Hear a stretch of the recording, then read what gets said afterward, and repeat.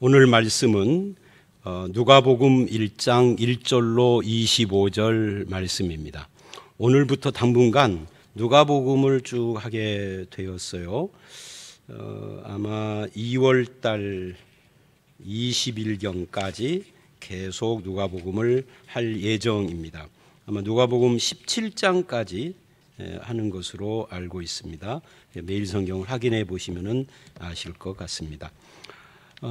이 누가복음을 우리가 들어가기 전에 누가복음은 누가가 쓴 글이다 하는 것을 여러분 이미 잘 알 것이고요. 사도행전도 누가의 기록입니다. 이거는 중요한 문제예요. 왜냐하면 사도행전 바로 앞에 요한복음이 있기 때문에 이 요한복음 다음에 사도행전을 읽는 바람에 오해되는 것들이 좀 있으니까 그래요. 특히 이 부활과 성령 강림 이런 것과 관계해서 그렇습니다. 근데 사도행전이 누가복음의 속편이라면 특히 성령 강림이나 부활 문제에 있어서 정리를 다시 해야 할 부분들이 생기게 되죠. 그건 이제 나중에 누가복음 후반부에 가서 끝에 가서 보기로 하고요. 이 누가복음은 특징이 있습니다. 약자 중심의 복음. 그래서 누가복음에는 많은 이 소자들, 약자들이 등장을 합니다. 마태복음이나 요한복음과는 좀 달라요. 그리고 이제 마태복음이 유대인 중심으로 쓴 것이라면 누가복음은 조금 더 넓은, 폭넓은 우주적 관점을 가지고 있습니다. 그래서 예수님의 탄생도 아브라함이나 다윗이 아니라 하나님으로까지 쭉 올라가는 그런 내용을 가지고 있죠. 나머지 이 서론적인 것은 매일 성경 설명을 참고하시면 되겠고요. 이제 누가복음의 개요를 잠깐 말씀을 드리면 그 문단 나누기를 보면 매일 성경에서 나눈 거고 제가 생각하는 약간의 차이가 있어요. 이 차이가 크게 신학적으로 차이가 나고 그러는 건 아닙니다. 이 누가복음은 우선 제가 이렇게 볼 때는 6문단으로 나눠져요.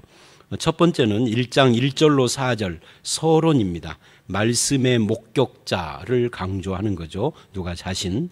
그리고 두 번째 문단은 1장 5절서부터 4장 13절인데 여기에는 준비라는 제목을 붙일 수 있습니다. 총 5가지의 준비가 나와요.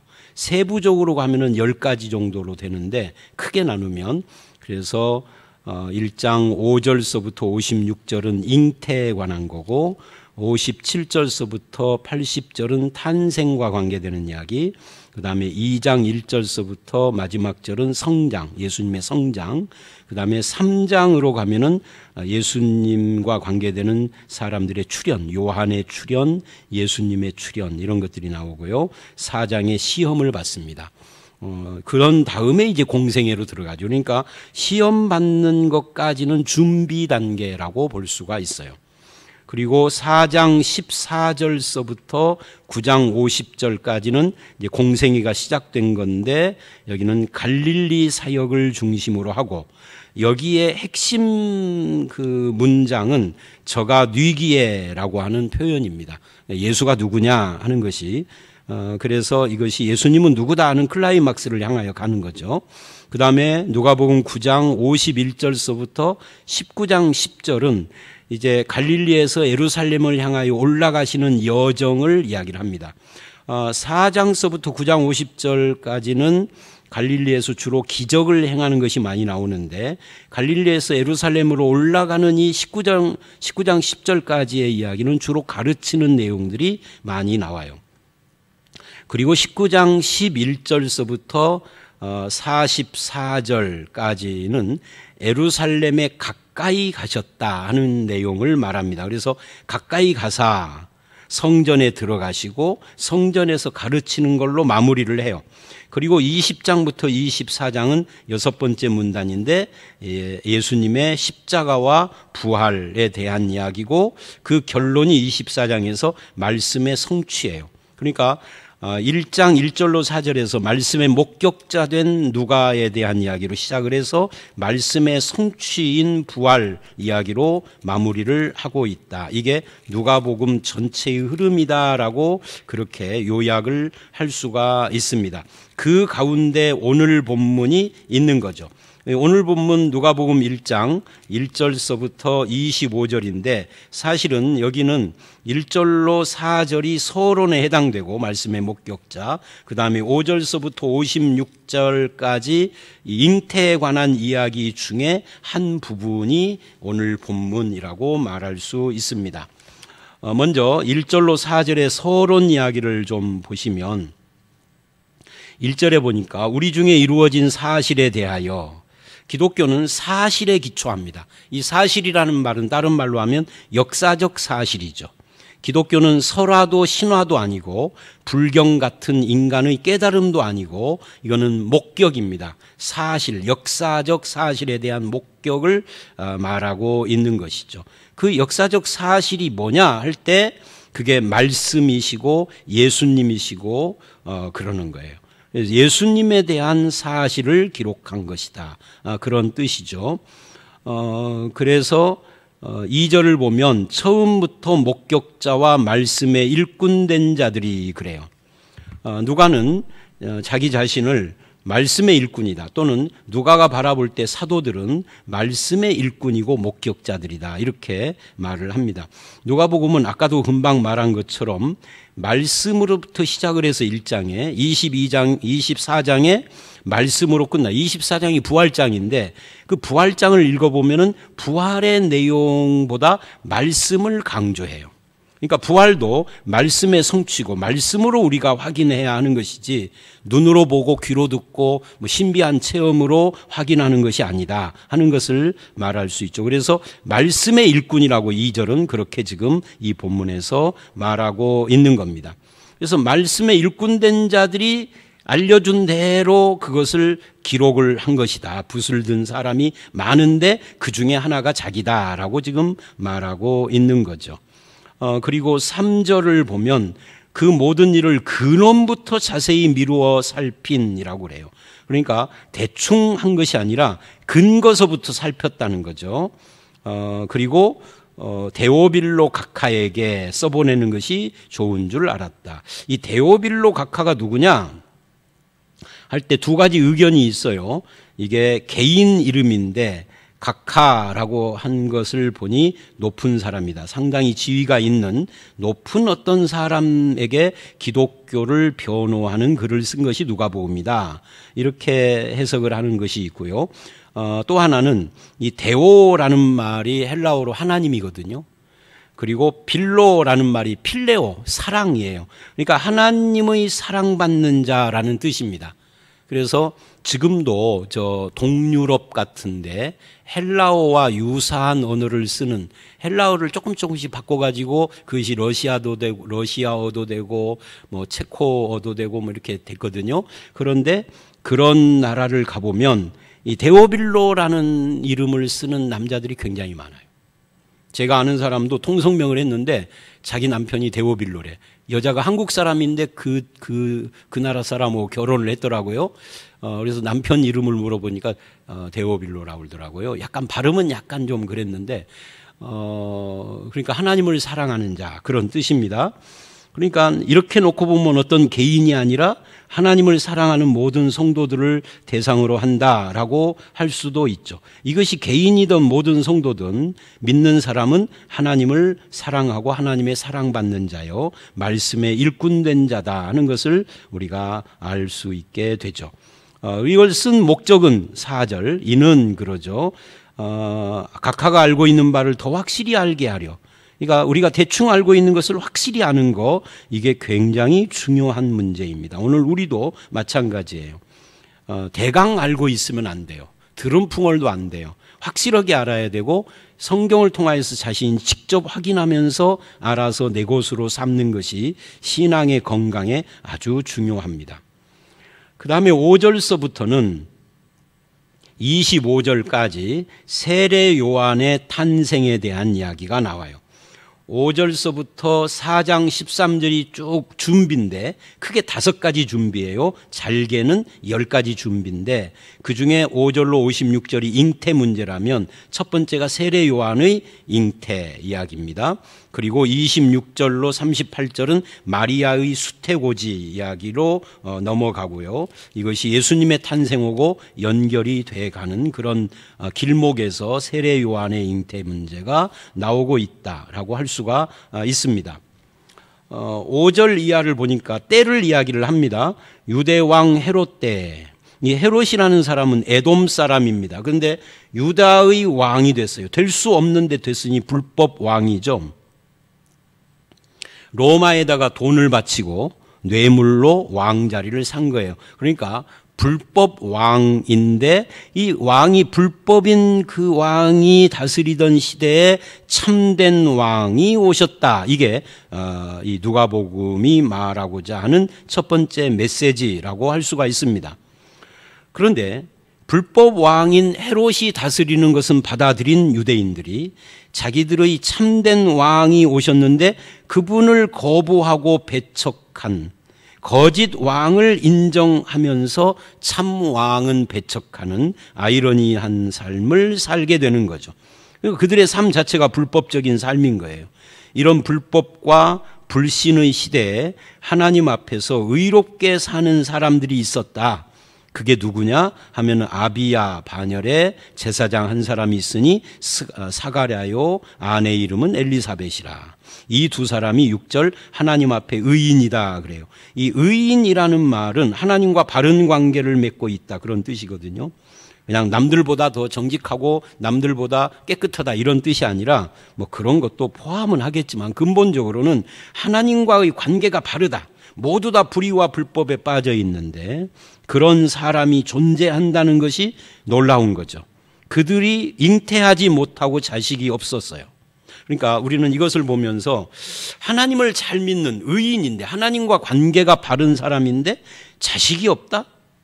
이해가 안 되는 거죠. 우리 같으면 하나님이 계시다면 어떻게 그런 일이 있을 수 있는가? 정말 하나님이 살아계신다면 이 자식 없는 이 문제를 해결해 주십시오. 우리는 그렇게 합니다. 근데 성경은 자식이 없는 잉태를 못하고 나이는 많았는데 그런데 하나님 앞에 의인이다. 목사님 결과적으로 세례 요한을 낳았잖아요. 그건 결과적인 이야기죠. 결과가 나오기 전에 그들은 이미 의인이었어요. 잉태를 못하는데 이 잉태를 못했다는 것은 삶의 고난입니다. 꼭 자녀 문제만이 아니라 예수 믿는 사람에게 삶의 어려움과 고난, 뭐 질병이라든지 또는 뭐 가난이라든지 여러 가지 문제들이 있어요. 근데 그 문제들을 갖고 있다고 그래서 고난이 있다고 그래서 내가 하나님과의 관계가 잘못된 사람이다라고 말하면 안 되는 거죠. 그렇게 말하는 사람은 미신에 빠져 있는 사람이에요. 성경은 그렇게 말하지 않습니다. 그래서 우리가 말씀에 입각한 신앙생활을 해야 해요. 부유하고 아무 근심 걱정 없지만 하나님 앞에 불의한 사람이 있습니다. 하나님 앞에 의인인데 근심 걱정이 있고 고난이 있는 사람이 있을 수 있다 하는 것에 대해서 여러분들이 인정을 하시고 받아들이고 자기 삶을 잘 정비를 하셔야 할 필요가 있습니다. 그리고 이제 8절 이하를 보면 그 사가랴가 제사장 직무를 행하는데 10절 모든 백성은 분향하는 시간에 밖에서 기도하고 사가랴는 이제 성전 안에서 직무를 행하는데 11절 주의 사자가 나타났습니다. 사가랴가 보고 놀라워하고 무서워합니다. 그때 13절 천사가 이렇게 말을 합니다. 무서워하지 말라. 너의 간구함이 들렸다. 기도응답이라는 거죠. 오랫동안 아이가 없어 기도했는데 오늘에야 응답이 됐다. 몇 년이 걸렸는지는 모르지만 7절에서 나이가 많더라 한 거 보니까 1, 2년 문제가 아니죠. 몇십 년 동안 기도를 했는데 응답이 없다가 이제야 응답을 해요. 여기서 우리는 또 한 가지를 압니다. 하나님의 기도는 반드시 응답이 되지만 두 가지, 응답의 때와 응답의 방법, 그리고 세 번째 응답의 내용에 차이가 있다. 우리는 내가 원하는 때, 내가 원하는 방법으로, 내가 원하는 내용을 달라 그러지만 하나님은 하나님의 때, 하나님의 방법으로 하나님의 것, 하나님 보시기에 선하고 좋은 것을 줍니다. 기도의 응답의 내용조차도 그것을 우리는 이 본문을 통해서 배우게 되죠. 그리고 이제 그 응답으로 아들을 주는데 이름을 요한이라 하라라고 해요. 근데 여기서 우리가 봐야 할 것은 14절인데요. 이 요한이 태어나는 것을 이렇게 설명을 합니다. 너도 기뻐하고 즐거워하고 많은 사람도 그의 태어남을 기뻐하리니. 그러니까 기도 응답의 결과가 나 혼자만의 기쁨이라고 하면은 그건 하나님의 기도 응답이라고 할 수 없고, 또는 하나님의 기도 응답이라 할지라도 선한 하나님의 응답이라고 할 수 없습니다. 오히려 나만 기쁜 것이 아니라 나도 기뻐하고 다른 사람들도 기뻐하는, 이게 이제 아브라함에게 주신 복의 통로라는 것의 성취라고 할 수 있죠. 물론 이 기뻐하는 내용이 또 뭐냐 할 때 세상에서 잘 되는 것을 말하는 것이 아니라 메시아의 탄생과 구원하고 연관이 됩니다만은, 그래서 이 14절은 기도 응답의 결과에 대한 이야기를 하고 있는 겁니다. 그리고 15절을 보면 세례 요한의 탄생이 기쁨이 되는 이유를 밝혀요. 이는 주 앞에 큰 자가 되며 포도주나 독한 술을 마시지 않고 성령의 충만함. 그러니까 주 앞에 큰 자가 된다 하는 이 첫 번째 이 기쁨의 이유입니다. 세상에서의 큰 자, 즉 출세한 자가 아닙니다. 주님 앞에 큰 자. 이게 중요해요. 우리도 마찬가지입니다. 세상에서 출세하고 큰 자가 됐는데 하나님 앞에서는 인정받지 못하는 사람이라고 하면 그는 기쁨이 아닌 거죠. 축복이 아닌 거죠. 그 다음에 포도주나 독한 술을 마시지 않고, 이건 뭐예요? 나실인입니다. 나실인, 구약의 나실인이 이런 삶을 살았죠. 말하자면 사명과 헌신의 삶을 사는 자다. 이것이 기쁨이다.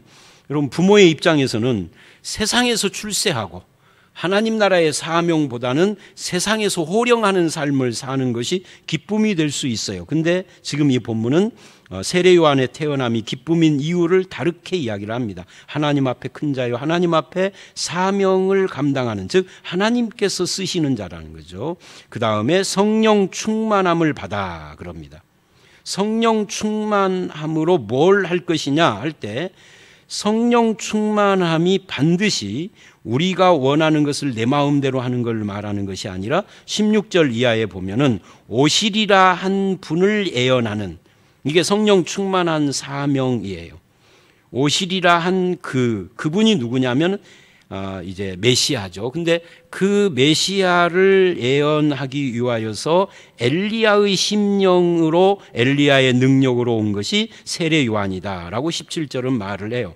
그러니까 세례 요한은 구약의 엘리야가 환생을 한 것이 아니라 엘리야를 통해서 메시아 직전에 예언자가 온다라고 한 그것이 성취된 것이라는 거죠. 즉 말라기에서 예언한 것의 성취라는 거예요. 그래서 세례 요한이 소개하는 사람이 메시아인 거죠.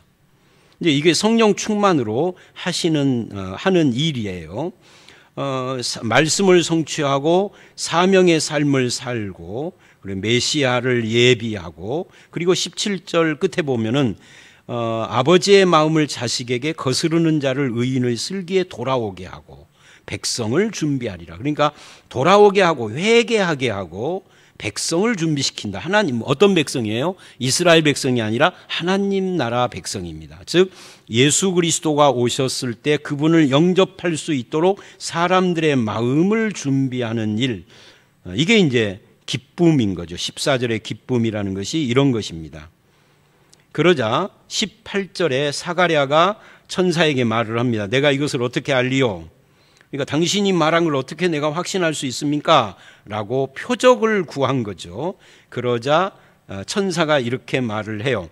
나는 가브리엘이라. 가브리엘 천사가 온 거예요. 이 좋은 소식을 너에게 말하라고 보냄을 받았다. 그러니까 가브리엘을 보낸 이유는 예수 그리스도를 증거하게 하기 위해서 보낸 거죠. 그리고 20절, 보라 이 일이 되는 날까지 네가 말 못하는 자가 되어 능히 말을 못하리니. 이것은 그 이유는 네가 내 말을 믿지 아니하였지만 때가 되면은 내 말이 이루어지리라. 그러니까 사가랴의 그런 믿을 수 없는 마음의 징계 차원에서 벙어리가 되게 하세요. 근데 그 벙어리가 되게 한 것이 사가랴에게 표적이 된다라는 그런 말씀을 하고 있는 겁니다. 그러니까 말씀을 믿지 않아서 이런 일이 일어난 거예요. 결국 우리가 신앙생활이라는 것은 하나님의 말씀을 믿고 의지하는 자가 되는 것이고, 이것을 통하여서 우리의 삶이 하나님 앞에 더 가까이 나아가는 삶을 사는 거죠. 그리고 이제 그렇게 해서 날이 쭉 가는데 백성들이 이제 이상하게 여기는 거예요. 성전에 들어갔다 나왔는데 말을 못하는 그런 것을 보니까 22절 말을 못하니 그가 성전에서 환상을 본 줄 깨달았다. 백성들은 이것이 하나님의 징계가 아니라 표적이라는 것을 알았죠. 그래서 그냥 말을 못하는 대로 있다가 직무의 날이 다 돼서 집으로 돌아갔어요. 이후에 그 안에 엘리사벳이 잉태를 하고 5달 동안 숨어 있었습니다. 그러면서 이렇게 말을 해요. 25절 주께서 나를 돌보시는 날에 사람들 앞에서 내 부끄러움을 없게 하시려고 이렇게 행하심이라. 그러니까 엘리사벳이 왜 이걸 부끄러움이라고 그랬냐면 나이가 늙을 때까지 자식이 없다가 이제 낳았으니까 이게 부끄러운, 사실은 부끄러움이 아니지만 그렇게 생각을 했다 하는 거죠. 근데 그래서 하나님께서 그거를 풀어주시기 위하여서 역사하셨다 하는 것을 지금 이렇게 말을 하고 있습니다. 오늘 우리는 이 본문을 통하여서 어떤 것을 보느냐면 첫 번째는 이 복음이라는 것, 기독교라는 것은 역사적 사실이다. 환상도 아니고 실화도 설화도 신화도 아니고 깨달음도 아니다 하는 이 역사적 사실이다. 역사적 사실을 말씀에다 담았다 하는 거죠. 그리고 그 말씀에 일꾼된 자들이 사도들이고 우리 성도들이다. 목사도 마찬가지고요. 그래서 우리는 하나님의 말씀에 대한 확신이 필요해요. 말씀을 역사적 사실로 받아들이는 것이 중요하다는 거죠. 그 다음에 하나님의 사랑을 받는 자로서 자기 인식이 또한 중요합니다. 그리고 세 번째는 우리가 앞에서 본 것처럼 하나님 앞에 의인이라고 해서 인생에 문제가 없는 것은 아니다. 그래서 이걸 뒤집으면 내 인생에 고난이 있고 어려움이 있고 힘든 문제들이 있어도 내가 하나님과 바른 관계에 서 있다라는 것에 대한 확고한 믿음을 가지고 흔들리지 않아야 한다 하는 것을 우리가 알 수 있고요. 그 다음에 네 번째는 기도 응답이 나도 기뻐하고 다른 사람들도 기뻐하는데 그 기쁨의 내용이 세상의 큰 자가 아니라 주 앞에 큰 자요, 하나님께 헌신된 사명자요, 성령 충만한 기쁨이다 하는 것을 우리는 알고 나도 그런 기쁨을 추구해야 할 것입니다. 그 다음에 세례 요한이 온 것이 엘리야의 심령과 능력으로 온 것이어서 하나님의 약속의 성취다 하는 것을 우리는 보고요. 이 사가랴가 표적을 구하는데 하나님께서 벙어리된 표적을 통하여서 그에게 확신을 심어주신 것처럼 하나님께서 저와 여러분은 벙어리가 아니라 말씀을 통하여 성령을 통하여서 예수 그리스도와 그 진리의 말씀에 대한 확신 가운데 서서 흔들리지 않는 삶을 살았으면 좋겠고요.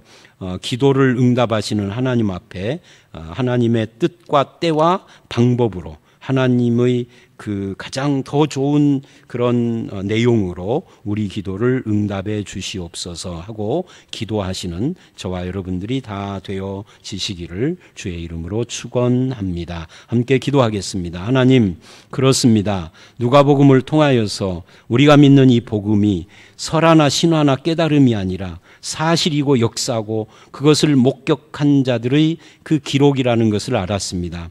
우리는 말씀에 일꾼된 자들로서 그 말씀을 확신하며 그 진리 위에서 갈 수 있도록 인도해 주시옵소서. 또한 우리가 하나님 앞에 의인이지만 삶에 어려움이 있을 때가 있습니다. 흔들리지 않도록 그럴 때에도 늘 주의 말씀을 붙잡고 나를 의인으로 불러주신 하나님 아버지 앞에서 확고한 믿음으로 설 수 있도록 인도해 주시옵소서. 우리가 기도를 할 때마다 주님의 때, 주님의 방법, 주님의 내용으로 응답해 주시는 하나님, 나도 기쁘고 내 주변 사람들도 모두 기쁘며 세상에서 큰 자가 아니라 주 앞에 큰 자가 되는 그런 놀라운 축복이 우리에게 있게 하시고, 또한 사명 있는 삶을 살아가게 하시며 성령이 충만하여 예수를 증거하는 자로 살아가게 하여 주시옵소서. 예수님 이름으로 기도드려 싸움나이다. 아멘.